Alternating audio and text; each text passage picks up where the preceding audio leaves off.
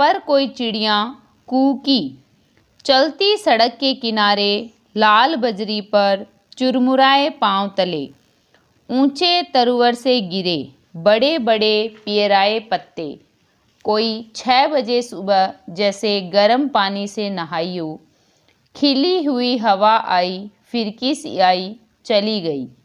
ऐसे फुटपाथ पर चलते चलते चलते कल मैंने जाना कि वसंत आया।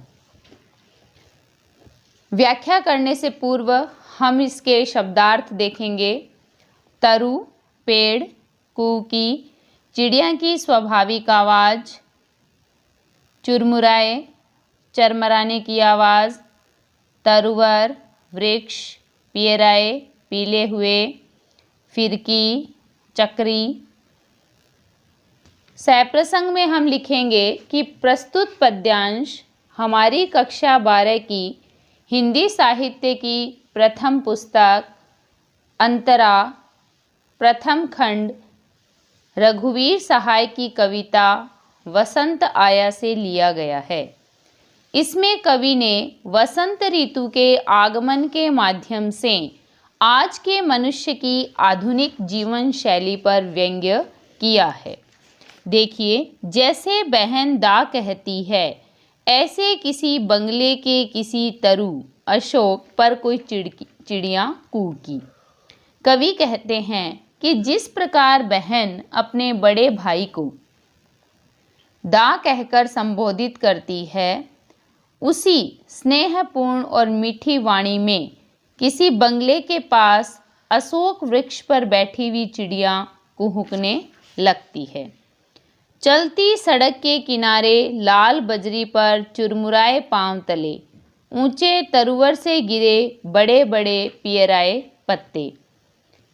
आवागमन के कारण चहल पहल भरी सड़क के किनारे बिछी हुई लाल बजरी पर ऊंचे ऊंचे पेड़ों से गिरे पीले पीले पत्ते पैरों के नीचे आने से चरमराने लगे।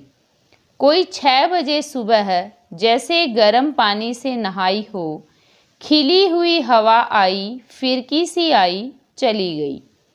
प्रातःकाल 6 बजे की हवा ऐसी लगी जैसे वहाँ अभी अभी गर्म पानी से नहाकर आई हो। कहने का अभिप्राय ये है कि शीत ऋतु के तुरंत बाद वसंत आगमन होता है। आनंद से खिली हुई हवा हिलोर लेती हुई आई और फिरकी के समान घूमकर चली गई। ऐसे फुटपाथ पर चलते चलते चलते कल मैंने जाना कि वसंत आया। कवि कहते हैं कि इस प्रकार के वातावरण में फुटपाथ पर चलते हुए मैंने जाना कि वसंत ऋतु आ गई है। यानी कि प्रकृति में यह बदलाव एक स्वाभाविक परिवर्तन है, किंतु हम आधुनिकता की अंधी दौड़ में शहरी जीवन संस्कृति के कारण प्रकृति से दूर होते जा रहे हैं।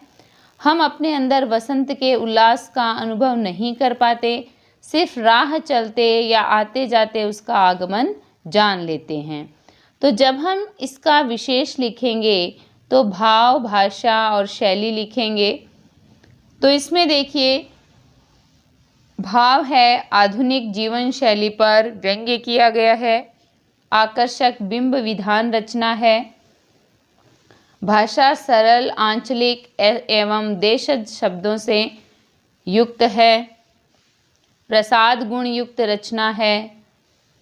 भावात्मक शैली का प्रयोग किया गया है। स्वाभाविक अलंकारों का प्रयोग किया गया है।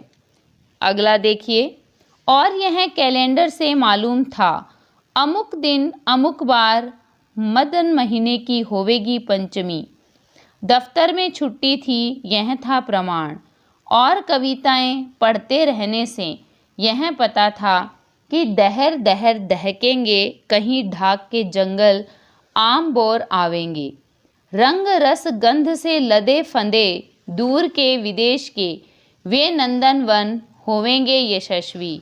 मधुमस्त पिक भौर आदि अपना अपना कृतित्व अभ्यास करके दिखावेंगे।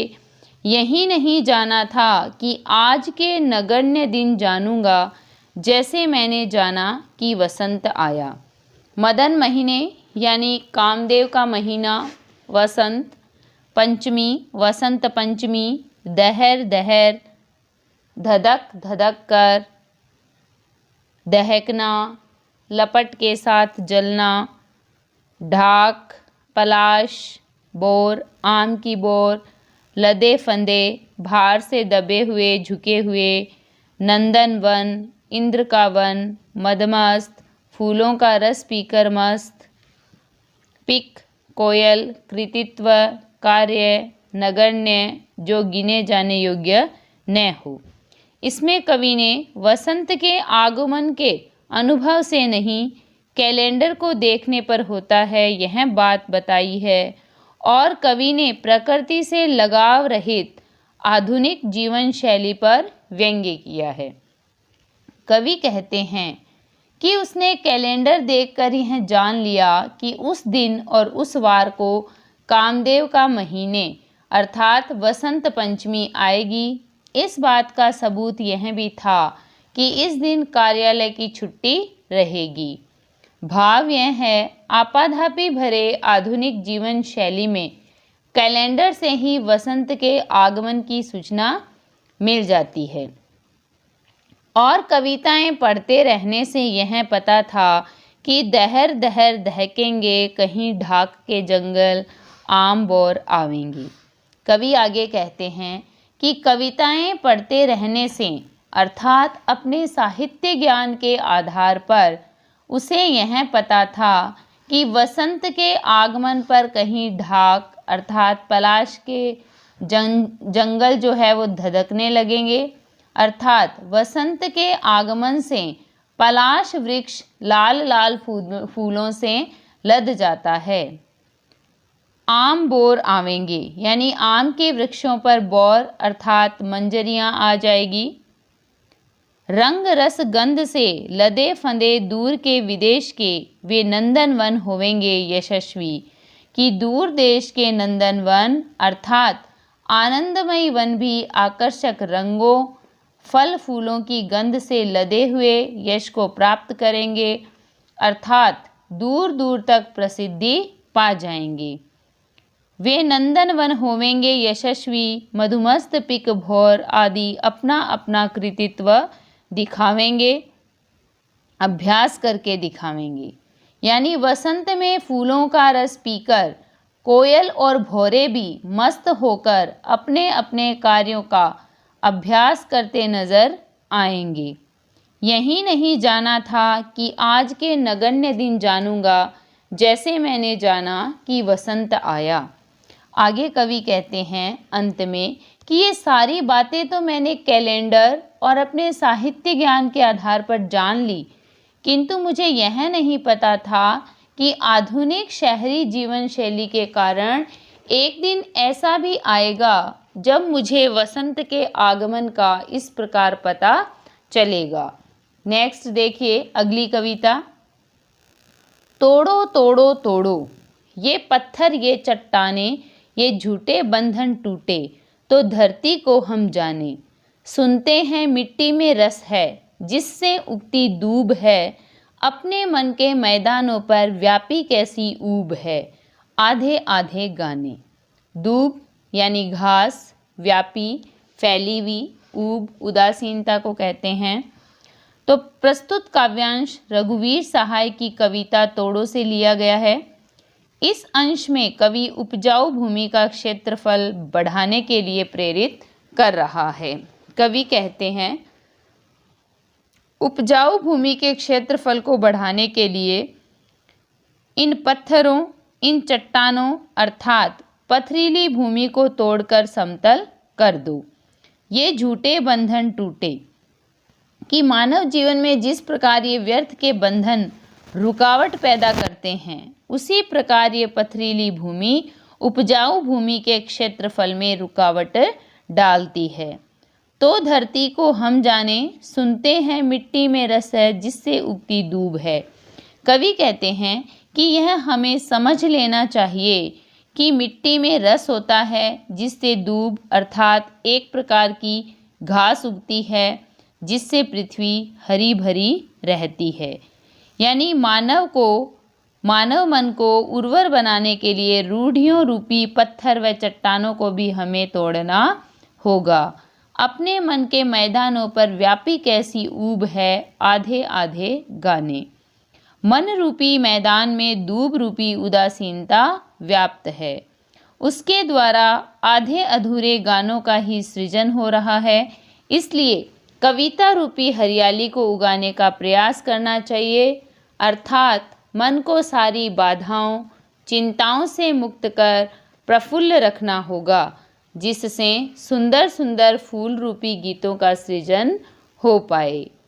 आगे देखिए, तोड़ो तोड़ो तोड़ो, ये ऊसर बंजर तोड़ो, ये चरती परती तोड़ो, सब खेत बनाकर छोड़ो। मिट्टी में रस होगा ही जब वह पोसेगी बीज को, हम क्या इसको क्या कर डाले इस अपने मन की खीज को, गोड़ो गोड़ो गोड़ो।